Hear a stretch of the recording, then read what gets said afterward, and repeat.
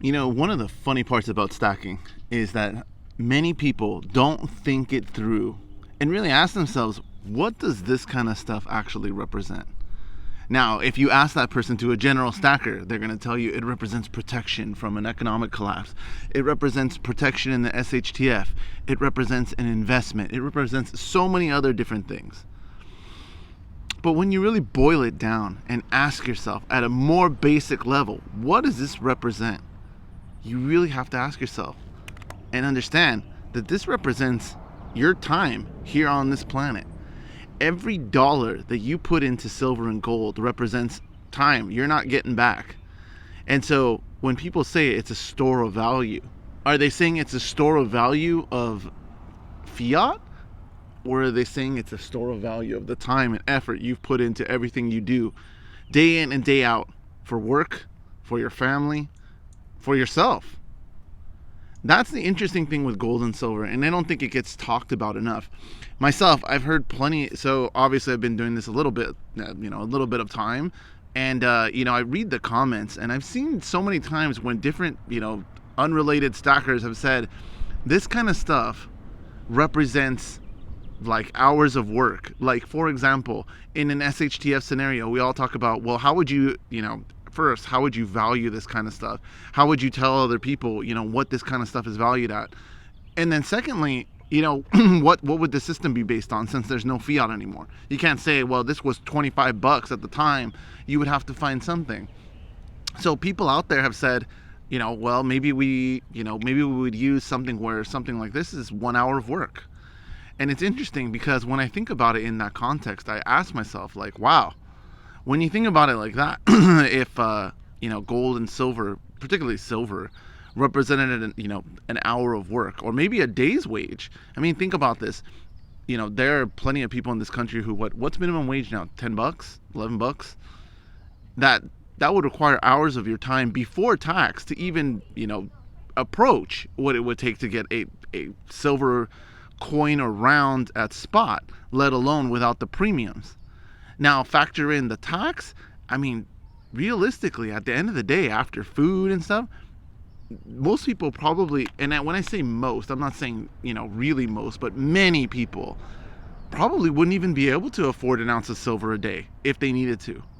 That's a crazy concept, and it really puts in perspective that silver and gold, when you think of stacking, for the most part, you think of, the everyman, the common stacker, and how they're fighting back against the system. But when you think about it as, as far as income levels, it's really interesting because the common man, so to speak, wouldn't be able to afford this kind of junk. They just wouldn't. They don't have money for that kind of thing. They're living hand to mouth. Now, I have seen stackers that, buy, 1 ounce at a time when they can. And you know what?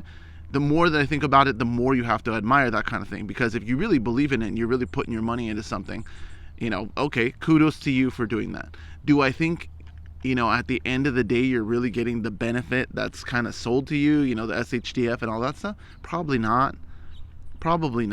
I think, in that sense, it's actually, probably detrimental, because you're going to be the first kind of person that's going to have to liquidate your stuff when, an emergency comes up. And that's a pretty crazy concept. Again, because think about it. Think about stackers in general. Now, I'm not talking about the high end. I'm not talking about, the ones with 40 ounces of gold or things like that. I'm talking about the everyman stacker, the trucker, the whatever you do, the salesperson, the regular people that stack. They, this is probably, for a lot of them, a challenge to add to their stack. Look at Savage Stacker when he had to sell, to fund his business, which I guess he said is kind of struggling right now, which is why he's not making that much content. But those are the kind of things, it's hard. It's a good thing that he stored value in something like this, because he knows himself, he knows his habits, he knows, what he wants to do, and he knows enough about gold and silver to arrange a good sale price. But, things like that, it's very difficult. It's very difficult. And when you think of it in that context, it completely changes, the perception of what it is to be a stacker. Again, you think of so many stackers that, probably buy 2 ounces, a month, or 3 ounces a month. And that's probably the majority, not the people who are picking up, a bar a month or 20 ounces a month. That's a crazy concept. I think back, it's funny because that's a whole other conversation.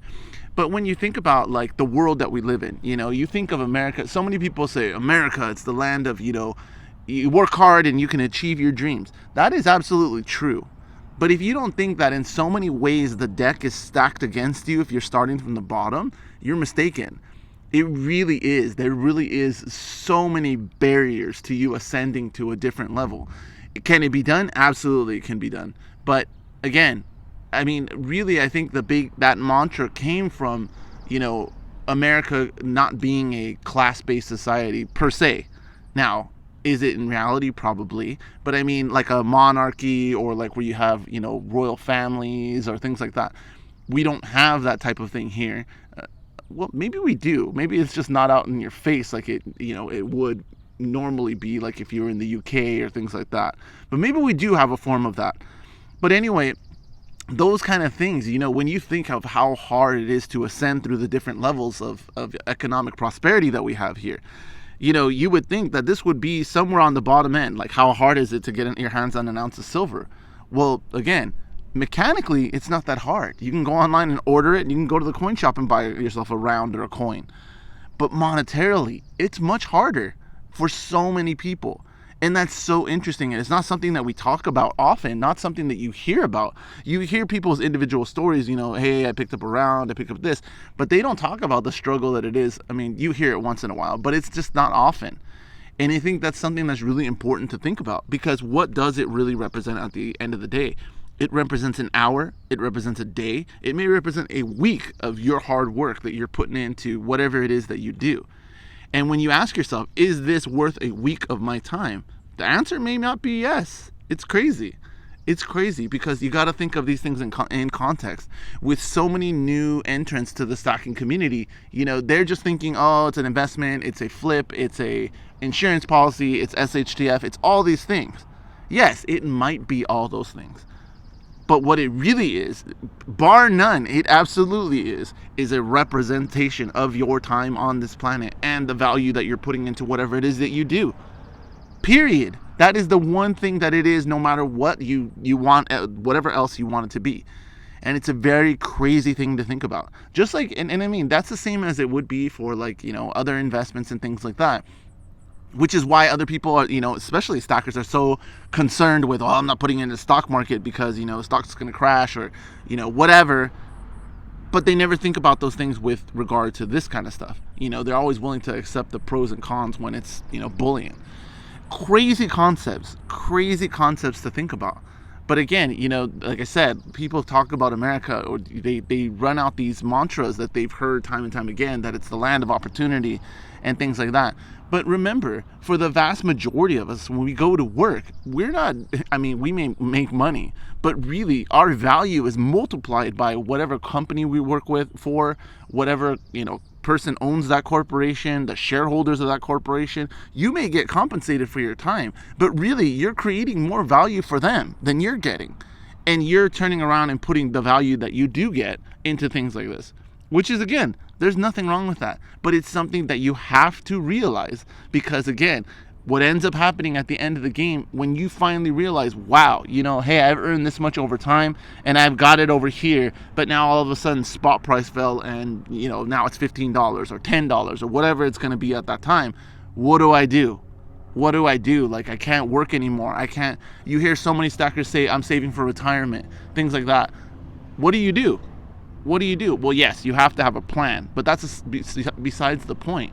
It's that on the front end, you have to recognize that this is really storing the value of not fiat value.